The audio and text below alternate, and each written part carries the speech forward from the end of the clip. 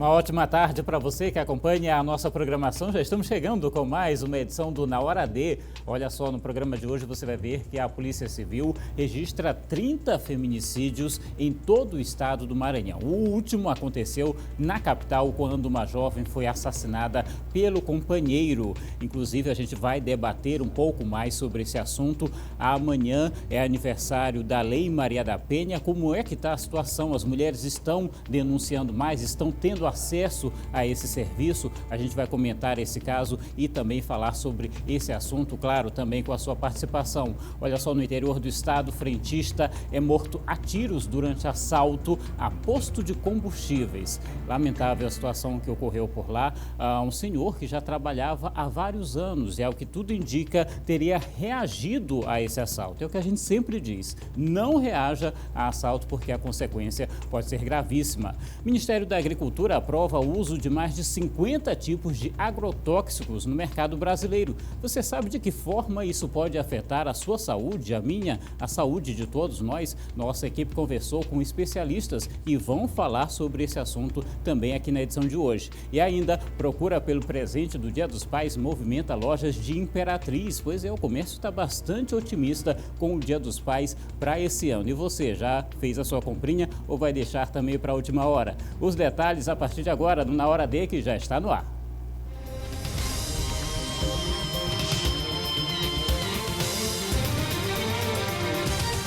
E claro, contando sempre com a sua participação, você pode fazer o programa junto com a gente. Para isso, basta mandar sua mensagem para o nosso WhatsApp. O número você conhece, é o 99196-8622.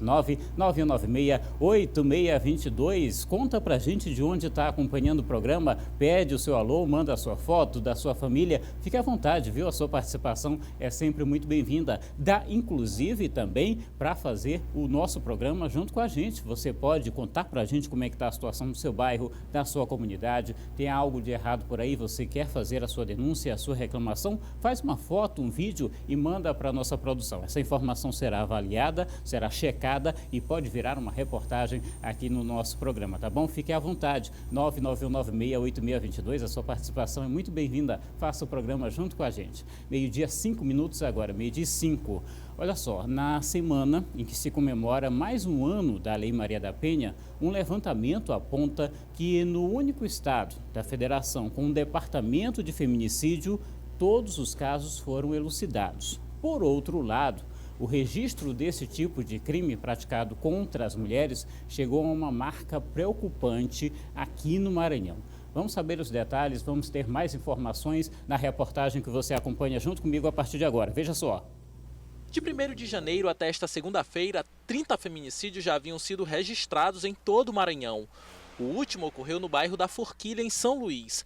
Uma mulher identificada como Vanessa Rocha Brito foi assassinada pelo companheiro Vanilson Silva Serra, que em seguida tentou se matar. O Maranhão é o único estado brasileiro que possui um departamento de feminicídio.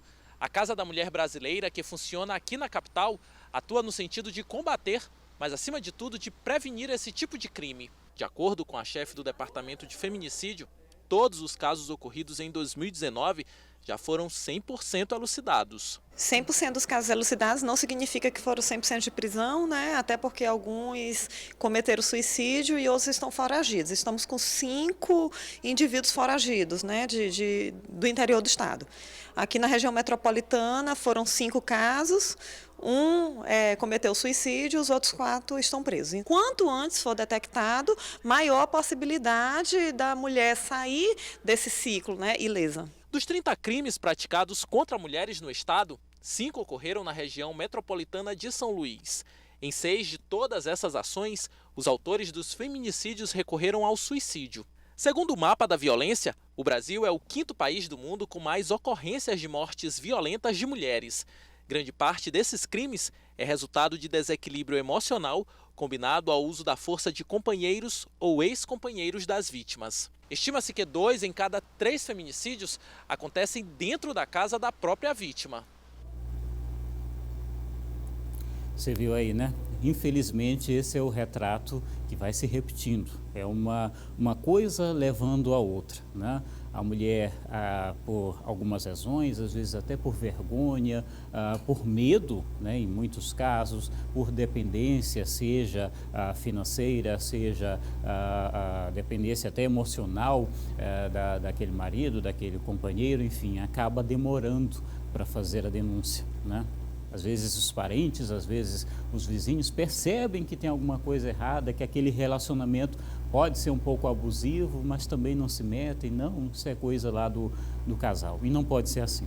A denúncia ela precisa ser feita tanto pela vítima, e se a vítima não tem condições de fazer essa denúncia, por quem acaba fazendo parte daquele círculo e pode acionar os órgãos de defesa. Inclusive, a gente vai ainda na edição de hoje falar um pouco mais sobre a violência contra a mulher. Amanhã tem o aniversário da Lei Maria da Penha, vamos saber como é que está a situação, não só aqui no estado, em todo o país, e, claro, também comentar esses casos lamentáveis que vão só aumentando as estatísticas aqui no nosso estado, lamentavelmente. Mas existem órgãos responsáveis e que estão agindo na proteção da mulher. A gente vai falar sobre isso. 12:09 agora. Agora a gente vai para o município de Bacabal. Por lá, a polícia encontrou um cadáver em um rio próximo ao povoado Sapucaí e passou os detalhes para o repórter Romário Alves. Vamos ouvir. Vamos conversar aqui agora com o investigador Rocha, da equipe da 16ª Delegacia de Polícia Civil de Bacabal. Rocha, quais as informações que chegaram ao conhecimento da Polícia Civil aqui em Bacabal a respeito desse achado de cadáver? Romário, consta de um desaparecimento de uma pessoa aqui da cidade de Bacabal, um pescador, aí foi dado queixa desse desaparecimento, né? Inclusive esse pescador tinha hábito de, antes de sair para a pescaria, tomar bebida alcoólica, né? E como ele está desaparecido desde domingo, e foi achado esse cadáver agora ali naquele povoado, próximo ao povoado de Sapucaí, no Rio, né? O corpo ia passando, boiando, e alguns pescadores o trouxeram para a margem, amarraram e comunicaram o corpo de bombeiro, né? E o corpo foi trazido para cá, para ver se realmente se trata dessa pessoa que está desaparecida. Até o momento não tem a confirmação ainda se ainda é, né, Rocha? Não, até o momento não temos essa confirmação. Cabe agora aos familiares, né, olharem o corpo, apesar de já estar em alto estado de decomposição, ter sido até comido por alguns animais que povoam o rio, né, e vão tentar reconhecer. Caso contrário, se for o caso, né, de ser até recambiado para a capital São Luís do Maranhão para ser autopsiado pelo IML. Muito bem, as informações aí com o repórter Romário Alves, direto da cidade de Bacabal. Seguimos ao vivo com esta edição, começando a tarde juntos aqui na Hora D. Claro, sempre muito bom ter você aqui com a gente. Olha só, um frentista foi morto com pelo menos 5 tiros, acredite, 5 tiros em um posto de combustíveis na cidade de Buriti Bravo. Durante o assalto, suspeitos levaram celulares das vítimas e o frentista Joelson Santana de Almeida, de 64 anos, reagiu e acabou sendo morto. De acordo com o delegado Carlos Eduardo Menezes, ele que é titular lá da delegacia da cidade, 2 postos foram roubados por uma dupla em uma moto, isso somente nesta segunda-feira. Ele falou, inclusive, com a gente por telefone sobre esses casos. Vamos acompanhar. Chegaram de moto no um posto de combustível aqui da cidade, anunciaram um assalto, exigiram o dinheiro que tinha sido recolhido no dia e acabaram praticando outro roubo de 2 vendedores que estavam lá no local, levaram os celulares deles e no momento da ação, uma das vítimas dos frentistas, ele é frentista do posto, trabalhava há quase 30 anos no posto, tentou reagir ao assalto e os assaltantes realizaram vários disparos e ele foi atingido em 5 locais, né? Foi atingido com 5 disparos e veio a óbito ainda no local. E né, a Polícia Civil e a Militar estão em diligência aqui para tentar identificar, localizar e prender, né, esses assaltantes. Pois é, e é o que sempre, né, especialistas, pessoal da própria polícia, né, a gente já teve aqui no Na Hora D, o representante da Polícia Militar falando que não se deve tentar reagir a assalto em hipótese alguma, de forma nenhuma. Né? A gente até comentou aqui sobre armas falsas, né, simulacros, armas de brinquedo, que às vezes são usadas por esses criminosos, que também você não tem condições ali durante a ação desses bandidos de tentar reconhecer se aquela arma é uma arma de verdade ou não. Então, não se deve reagir em hipótese alguma, de forma nenhuma, porque eles estão preparados para matar e morrer, né? Lamentavelmente é um clichê, mas é a verdade. E aí, na maioria dos casos, na maioria das vezes, acaba um trabalhador morrendo como esse senhor, 64 anos, trabalhando há várias décadas no mesmo posto, acabou perdendo a vida durante esse assalto. 12:14 agora. E durante todo o mês de julho deste ano foram registrados 11 homicídios na região metropolitana de São Luís. Segundo a polícia, essa é a menor incidência dos últimos 14 anos. Os dados foram apresentados na Secretaria de Segurança Pública. Veja só. O índice é 21% menor do que o registrado no mesmo período de 2018 e apresenta uma sequência de 4 anos seguidos de queda. Em 2017 foram 30 casos e em 2016, 67 pessoas foram assassinadas na região metropolitana de São Luís. Na Grande São Luís, nas áreas sul, que engloba Estiva e região Itaquibacanga, e leste, que conta com Passo do Lumiar, São José de Ribamar e bairros como Cidade Olímpica e Cidade Operária, segundo o levantamento, foram as que tiveram maior redução dos índices de crimes violentos letais intencionais. Mas, de acordo com a polícia, é nessas localidades onde as facções criminosas continuam tendo uma maior atuação. Por isso, é nessas áreas onde os homicídios continuam sendo mais recorrentes. Nós chegamos a comemorar mais de 100 dias sem mortes na região sul.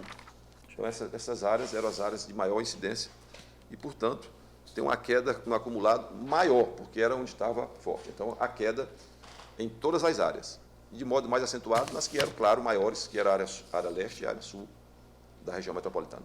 Este especialista apresenta o que considera ser a maneira para que o Estado retome a atuação nas áreas hoje comandadas pelo tráfico. A segurança pública ela tem que sair do binômio justiça criminal-polícia. É uma discussão da sociedade, é uma discussão da universidade, é uma discussão multidisciplinar.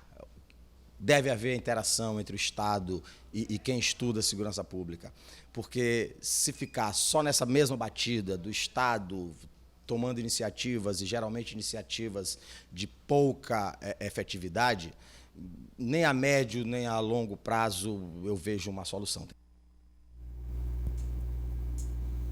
Verdade, né? Mas ainda bem que a gente tem esses dados aí positivos, né, de certa forma, pode-se dizer, com relação a essa redução que foi registrada, em especial aqui na região metropolitana de São Luís, que estava uma coisa complicadíssima, né? Então já deu uma amenizada aí na nossa realidade. Olha só, como já falamos aqui no programa, inclusive, no começo aqui da edição de hoje, a Lei Maria da Penha comemora 13 anos, né? E o tema violência contra a mulher parece nunca ter sido tão atual, lamentavelmente, né? Aqui no estúdio, inclusive a gente volta a receber a diretora da Casa da Mulher Brasileira, a Susan Lucena, está aqui com a gente já ao vivo. Seja bem-vinda, Susan, mais uma vez. Obrigado pela presença aqui com a gente. Boa tarde.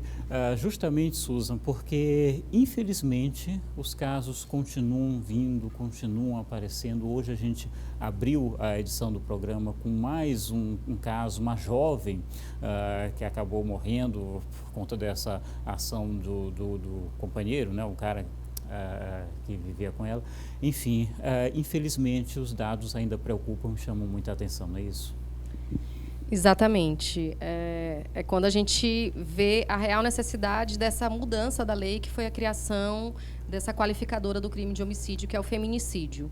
Infelizmente, a gente teve o feminicídio da Vanessa, na Forquilha, aqui em São Luís, e a gente chega a 30 casos de feminicídio no estado do Maranhão, 5 na região metropolitana, e a gente, como o professor acabou de falar, eu concordo plenamente com o que ele diz, não é apenas o Estado que vai mudar essa realidade. Nós temos feito um trabalho de prevenção, principalmente, porque a gente precisa trabalhar para a mudança da sociedade, né? Então, é a atuação nas escolas, nas comunidades, trabalhando a questão da autonomia econômica das mulheres, para que as mulheres possam estar fortalecidas, mas a sociedade precisa mudar. Sim. Os homens precisam conceber que eles não são donos das mulheres, né? Ele já vinha com um ciúme excessivo, né? Suspeita-se, inclusive, que ele possa ter matado enquanto ela estava dormindo, né? Então, a gente vê essa realidade de que os feminicídios acontecem dentro das casas das próprias vítimas, né? Então, é dessa realidade que a gente está falando,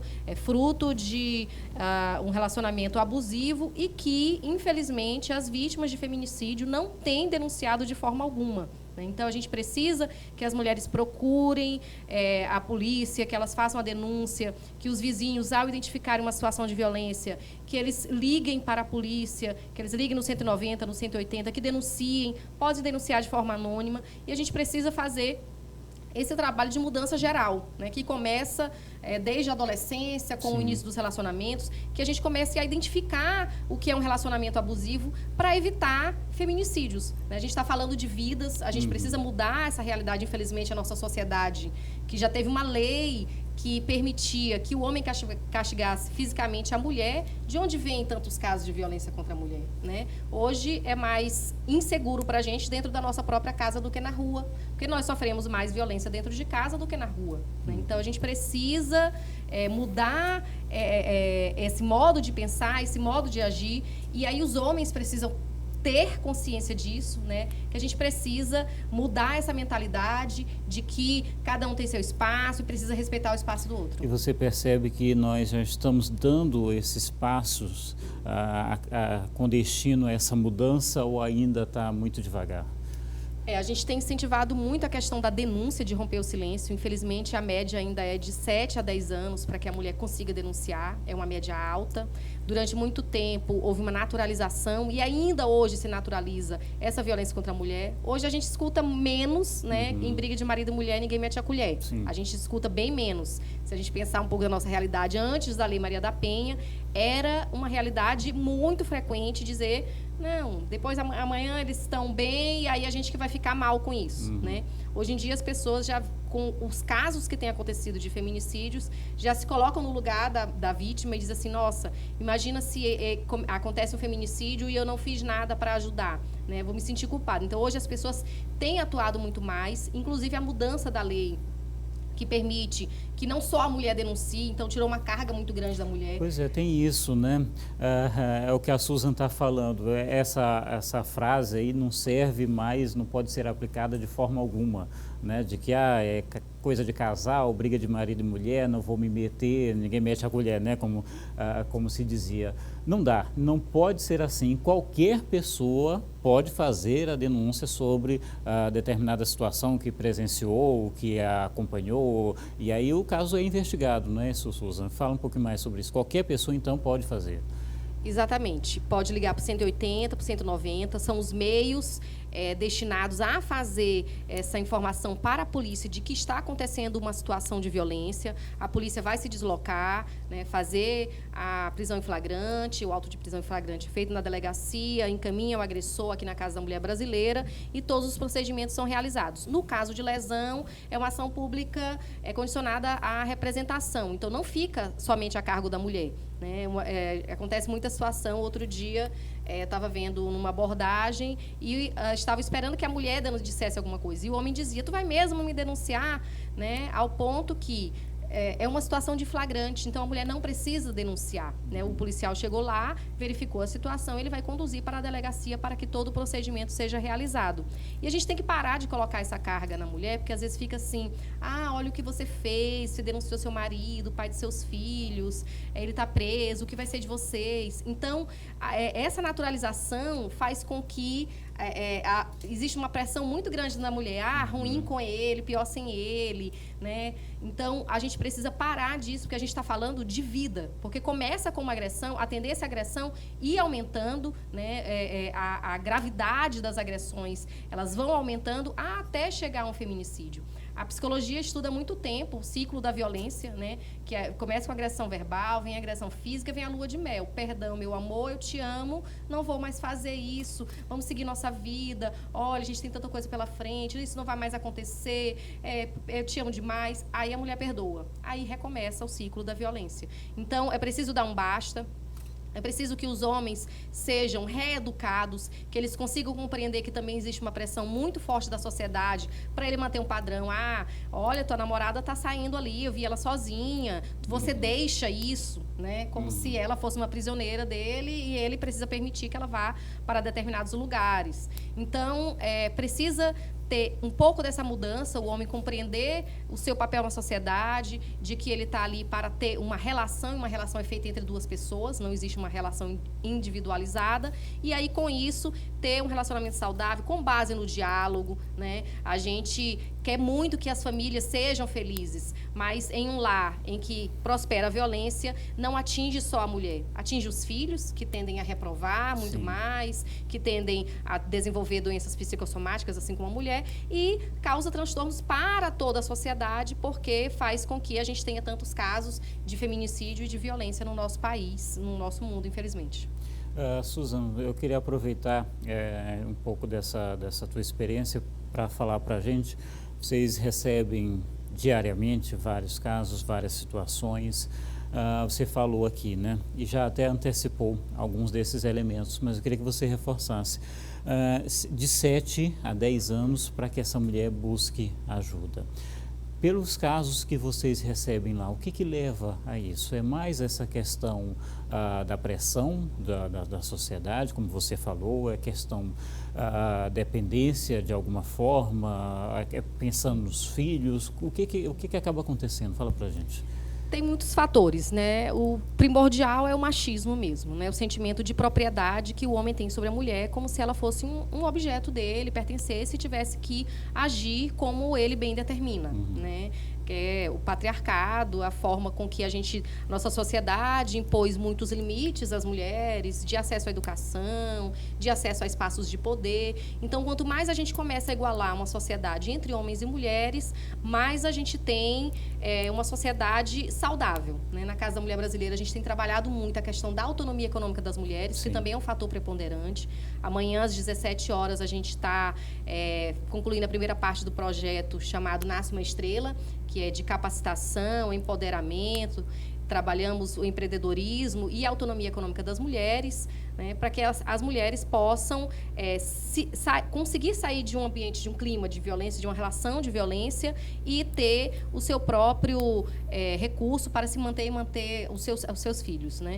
Então, a gente tem trabalhado esse enfoque. Obviamente, a Casa da Mulher Brasileira, desde o seu funcionamento, já atendeu cerca de 45 mil pessoas, né, 45 mil atendimentos como um todo. Certo. E a gente tem trabalhado para fortalecer, dar os subsídios necessários para que a mulher possa fazer a denúncia, possa ter o acompanhamento policial, judicial, mas também ter a oportunidade de ter autonomia econômica, né? Uma parceria com o IEMA, com a CAEMA, com inúmeras parcerias, e hoje a gente tem se fortalecido muito com as mulheres empresárias, né? Com a Associação Comercial do Maranhão, com a AMIA, muitas articulações de mulheres empresárias que têm se colocado nessa luta, né? A Associação Brasileira de Mulheres de Carreiras Jurídicas, as advogadas, para que a gente possa fortalecer as mulheres e assim permitir que elas tenham uma oportunidade de se retirar desse ambiente de violência e conseguir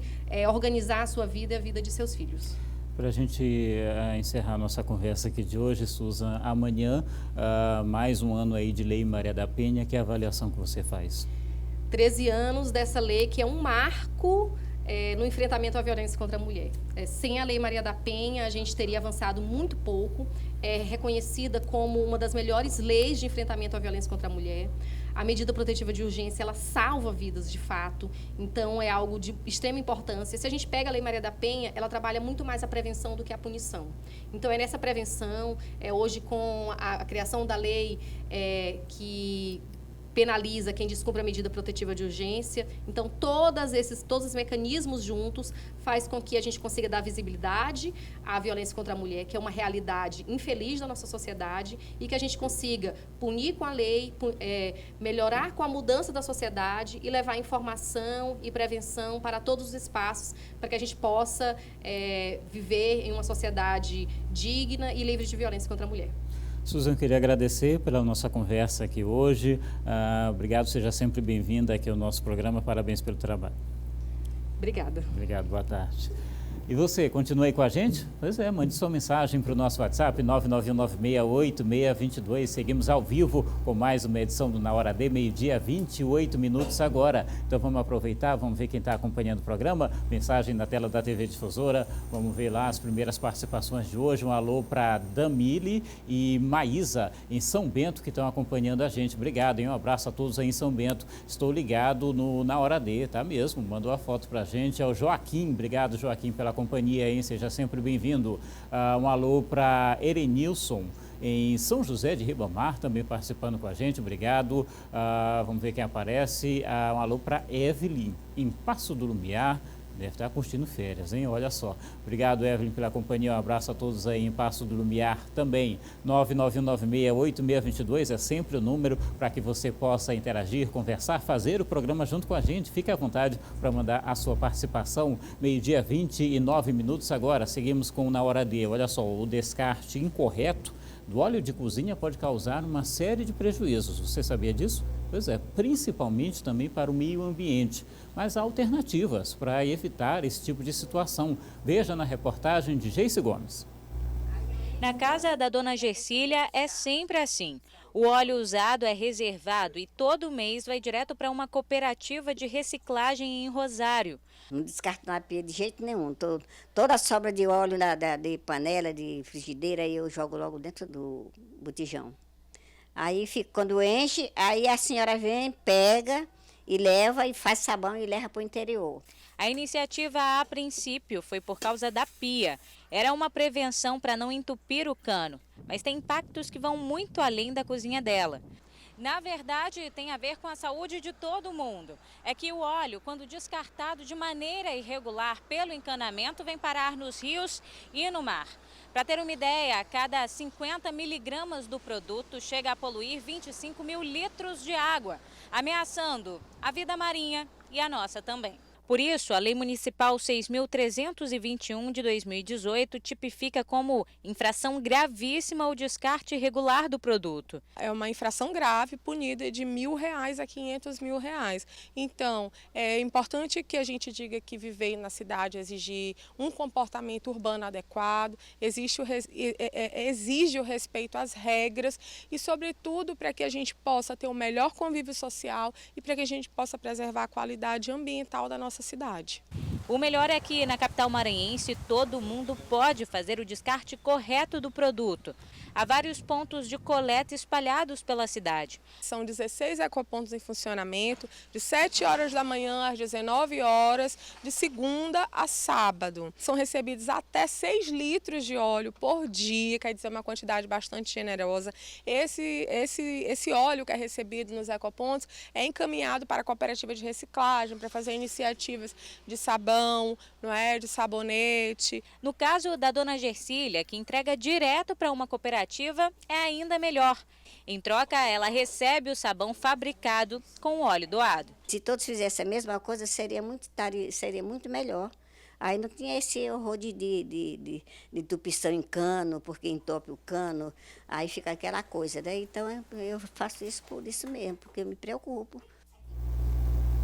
Legal, né? E viu só, hein? Ainda pode dar uma multa aí de mais de R$1.000. Meio-dia, 32 minutos agora. A gente vai para um rápido intervalo. Você vai ver já já que o Ministério da Agricultura aprovou o uso de mais de 50 tipos de agrotóxicos aqui no mercado brasileiro. A gente vai falar de que forma isso pode mudar o nosso dia a dia e também a nossa saúde. A gente volta já com outras informações e, claro, a sua participação aqui no Na Hora D. Até já.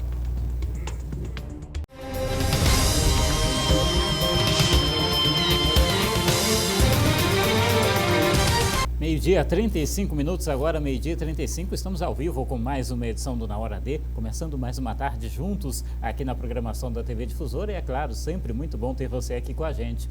Olha só, parte dos estudantes da UFMA, do curso de Educação Física, que foram selecionados para os Jogos Universitários do Brasil, etapa Nordeste, não viajaram para participar do campeonato por conta da falta de auxílio de custo fornecido pela instituição.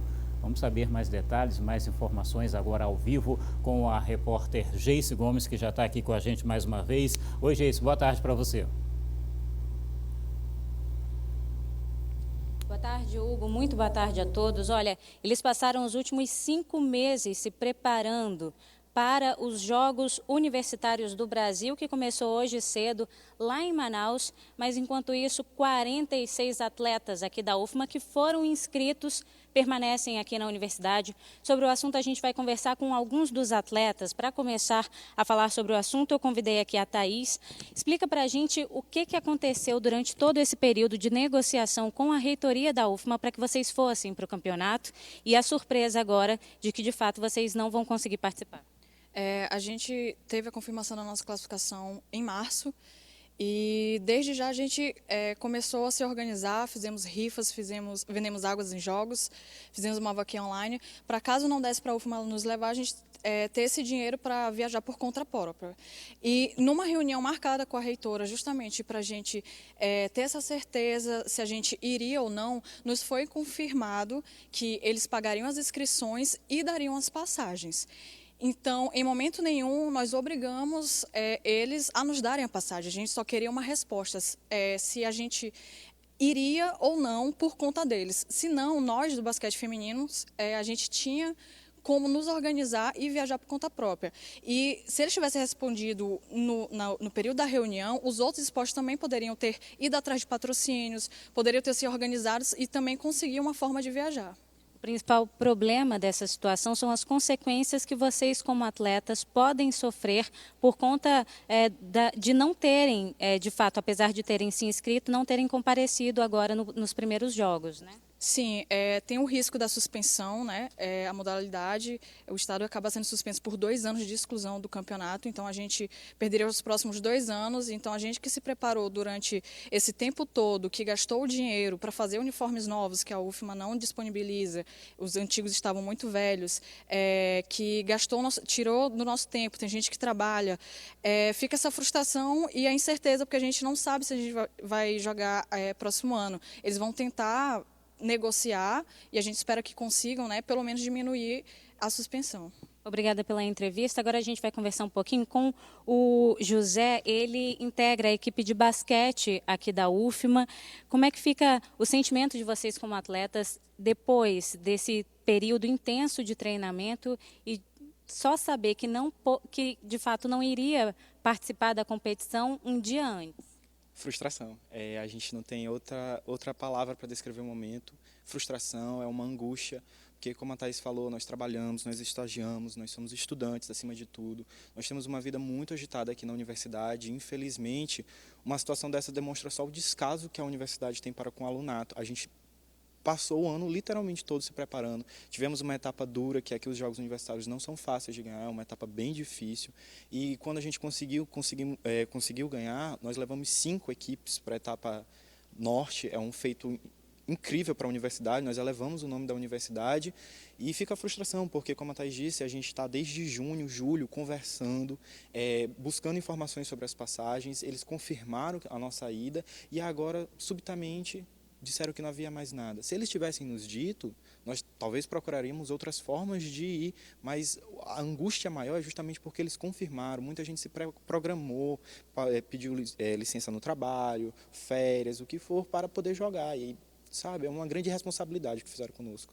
Além disso, Hugo, a gente está aqui num espaço onde eles costumam treinar e eles têm algumas reivindicações também em relação a esse espaço, né? Com certeza, com certeza. Quem vem aqui ao ginásio da UFMA pode sentir forno que ele é muito quente mesmo, é mal ventilado. Se você olhar a quadra, ela está desbotada, a quadra externa ela está no cimento mesmo, entendeu? Aqui as quadras internas elas são muito lisas, justamente porque está desbotada, então o risco de lesão é altíssimo. Lembrando sempre que não somos somente nós atletas, há os estudantes de educação física, há toda uma comunidade em volta da UFMA que usufrui das quadras para projetos sociais, para prática esportiva, e todo mundo sai prejudicado com isso. Se olhar nossos materiais são antigos, são desgastados, são sujos, podendo dar alergias, rinite, o que quer que seja numa pessoa. Aqui, ano passado, nós tivemos uma grande reivindicação do bebedouro porque a gente não tinha água potável num ginásio quente como esse, a gente não tinha. A gente tinha que ir à noite, 10 horas da noite, aos arredores da UFMA beber água lá perto da piscina, porque aqui no ginásio não havia água. Outro ponto também são as nossas equipagens, que as equipagens são da década de 2000, ali 2002, 2003, e elas não podem ser renovadas. Muito obrigada pela entrevista. Hugo. Obrigado, Geice, pelas informações, mais uma vez ao vivo aqui na Hora D, e eu fico triste em ver que as coisas não mudaram muito por lá não. Eu saí da UFMA em 2010 e já tinha esses problemas, né?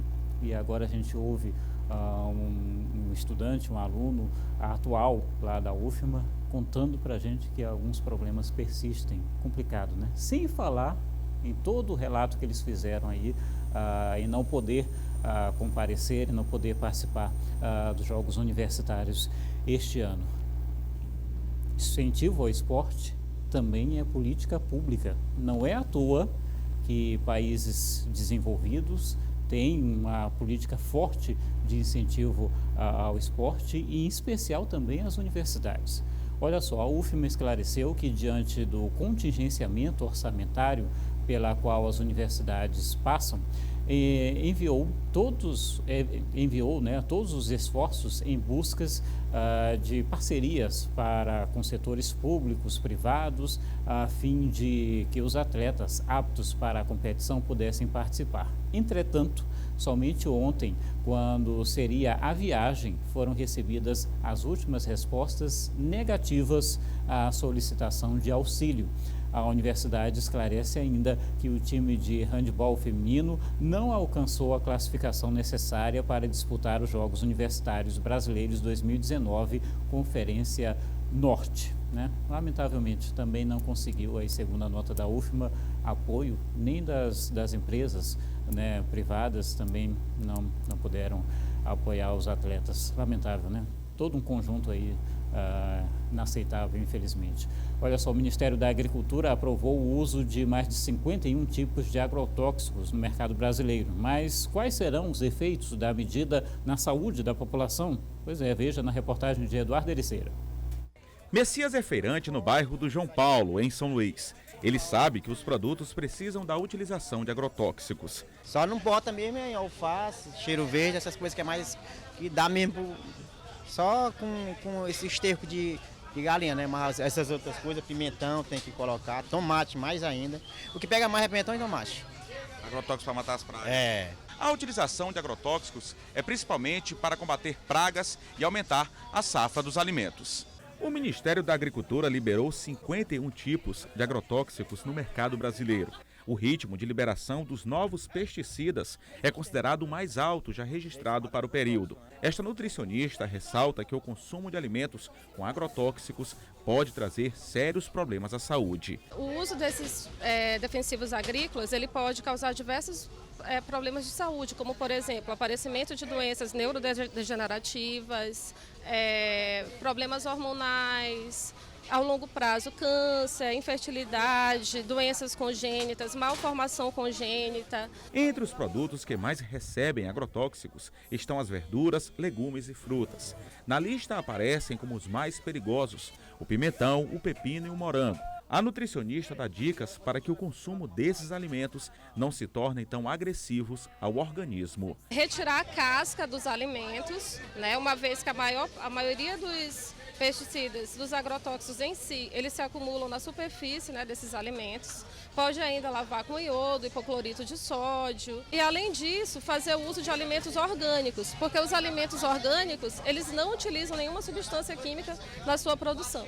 Como não tem jeito, a pessoa precisa se alimentar O jeito então é tomar algumas precauções para manter uma saúde de qualidade. A gente lava com bastante água sanitária, com álcool, lava bastante, tira a casca e procura resumir o mínimo possível, porque todos os alimentos hoje vêm com agrotóxico. Tem que se alimentar todo dia. Meio-dia, 45 minutos agora. Olha só, após interdição do posto do INSS em Caxias, foi inaugurado hoje um novo local para atendimentos. Os detalhes com Ana Paula Menezes, veja só. Os números revelam que em todo o Maranhão existem 288.538 empresas ativas.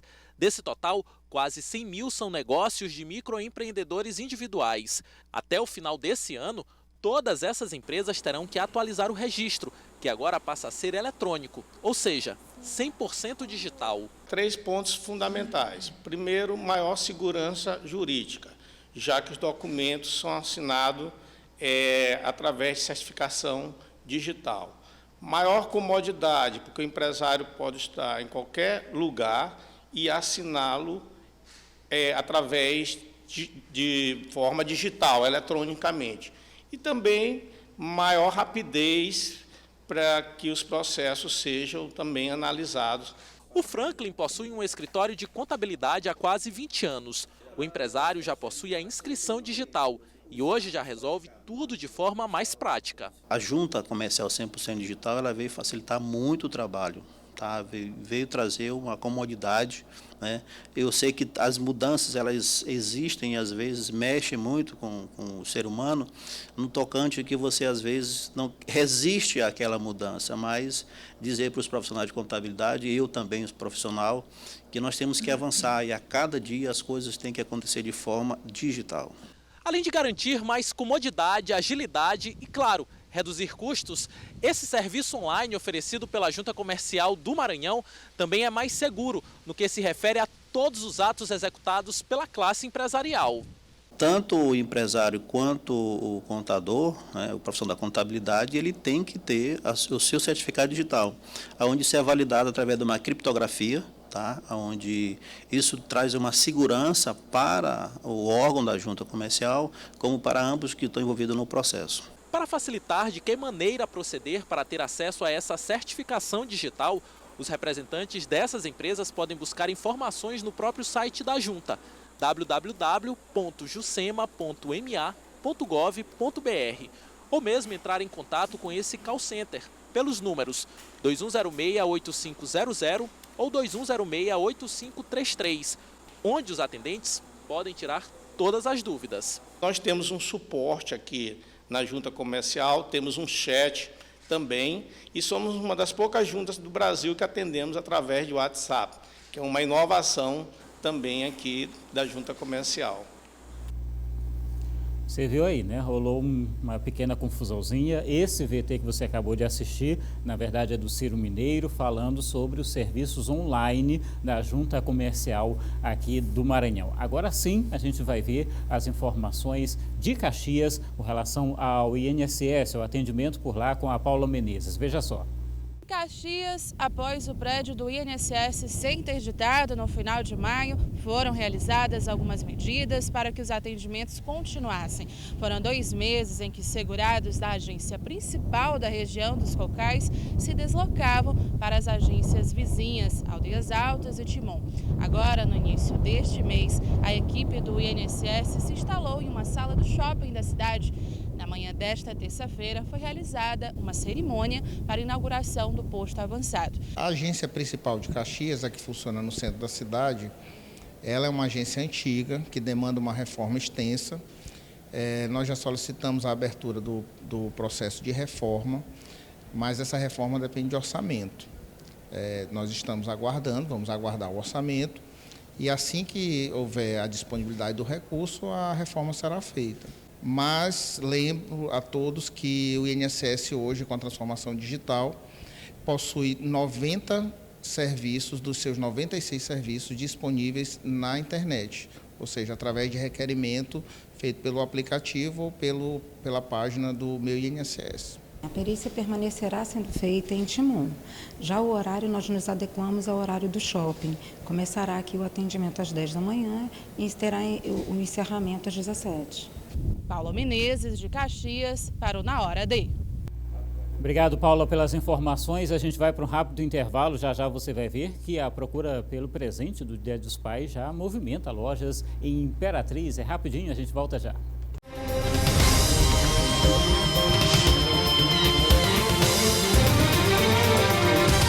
Já voltamos ao vivo com o terceiro e último bloco do Na Hora D, nesse começo de tarde de terça-feira, 12h53 agora. E a gente fala sobre a situação de manutenção, a falta de manutenção da Igreja do Desterro, fica aqui no Centro Histórico de São Luís. O problema já é visível logo pela fachada. Vamos saber mais informações com o repórter Eduardo Ericeira. Veja só.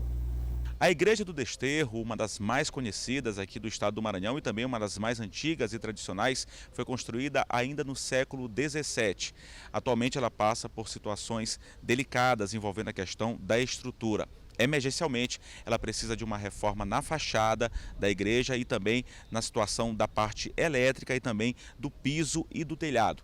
Quem confessou isso a gente foi o pároco aqui da Igreja do Desterro, o padre Ronei Carvalho. 3 coisas nos chamam a atenção dentro da igreja, que é a questão do piso, o assoalho de madeira, que está se desfazendo devido à questão da umidade, né, que vem do próprio solo. Nós temos a questão elétrica, que faz muito tempo que não é mexida, precisa de um reparo mesmo, precisa de uma substituição geral de toda a fiação, né?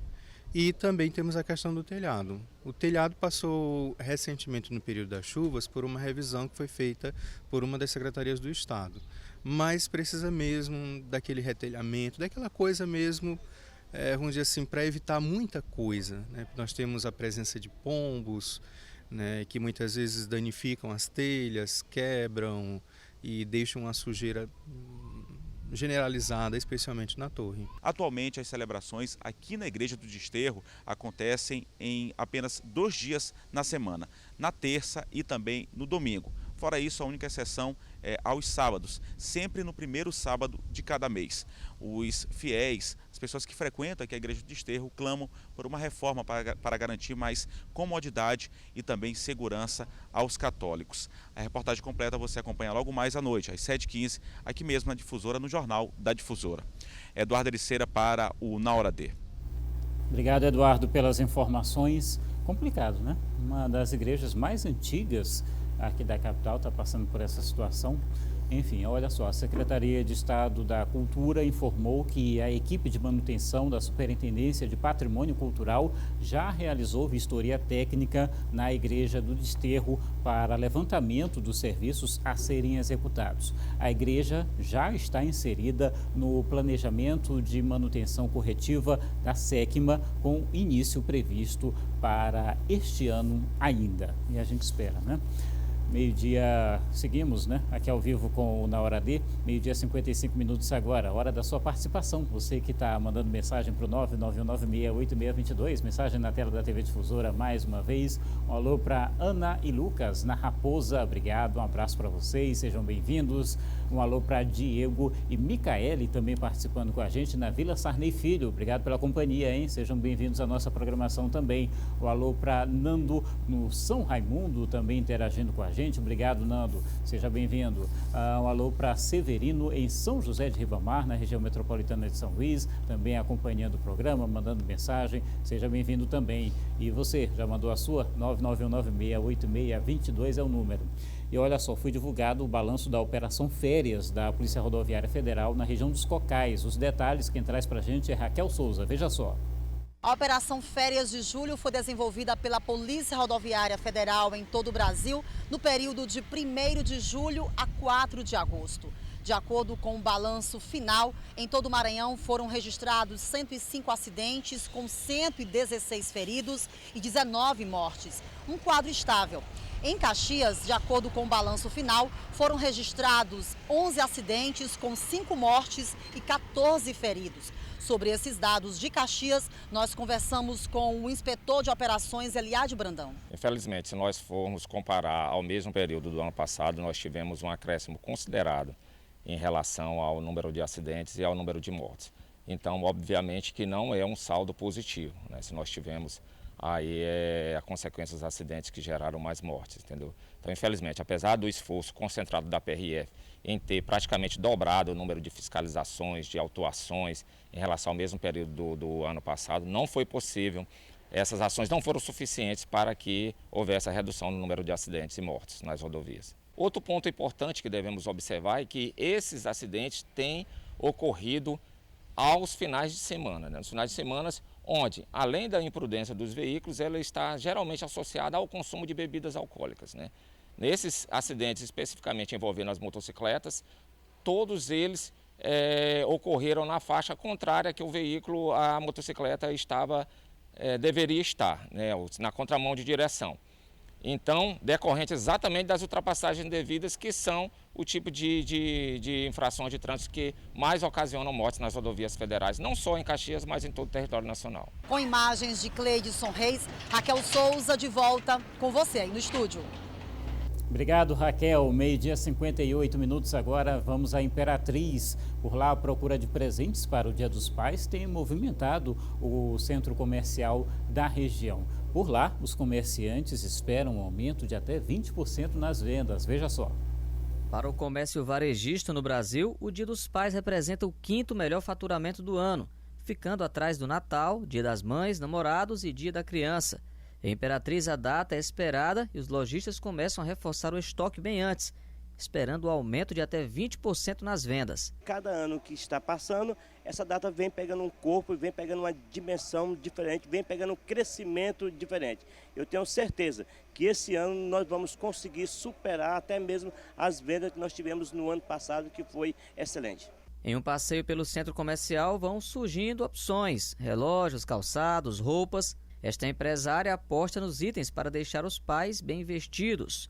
As camisetas lideram a procura, segundo ela. A opção não tem erro. Camiseta, todo homem gosta de ganhar camiseta. Então a gente oferece para o cliente várias opções para ele presentear o Dia dos Pais. Passeando pelo calçadão, o Miqueias, pai de 3, espera ganhar presentes, claro. Mas lembra que ter a companhia dos filhos já é motivo para muita felicidade. Para mim, o maior presente de Deus é nossos filhos estando com saúde, saudável e na presença de Deus, né? Mas é claro que todo pai espera, né, ter ali um momento de alegria, um momento de festividade, receber presentes dos filhos, né? A demonstração de carinho, de amor deles, isso tudo soma, né? Legal, e para encerrar o programa de hoje, tem a sua participação aqui na tela da TV Difusora. Vamos lá, vamos ver mais mensagens na edição de hoje, vamos ver quem está acompanhando o programa. Quem aparece agora para a gente, manda um beijo para Nilde de Raposa. Obrigado, Nilde, pela companhia, um abraço a todos em Raposa também. Boa tarde, que Deus sempre proteja você. Obrigado, obrigado mesmo. É a Rosa de São Bento. Obrigado, Rosa. Manda um alô para minha tia em Itapecuru. Ela já está na tela da TV Difusora também. Obrigado pela companhia, um abraço a todos em Itapecuru. Você sabe, né? Você pode sempre fazer o programa junto com a gente, mandando a sua mensagem para o nosso WhatsApp. O número é o 991968622. Além de pedir o seu alô, mandar a sua foto, você pode também fazer a sua denúncia ou a sua reclamação. Conte para a gente como é que está a situação do seu bairro, da sua comunidade, interaja com a nossa produção. Obrigado pela sua audiência, pela companhia. Outras informações você confere logo mais à noite, às 7h20 da noite, no Jornal da Difusora. A gente volta a se encontrar amanhã, a partir do meio-dia, em mais uma edição do Na Hora D, logo após o Tudo de Bom. Obrigado pela audiência, um forte abraço e até amanhã.